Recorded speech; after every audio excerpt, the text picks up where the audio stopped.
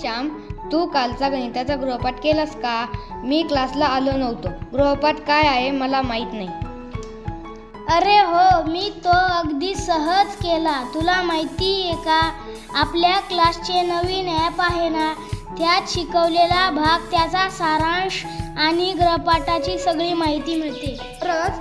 म्हणजे क्लासमध्ये शिकवलेलं सगळं ॲपवर आहे? मला तर नेहमी वाटते मी काहीतरी मिस केले.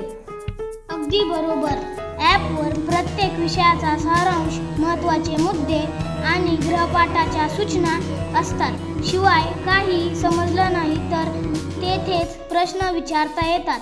मला काल रात्री गणिताचा तो त्रिकोणाचा प्रॉब्लेम समजला.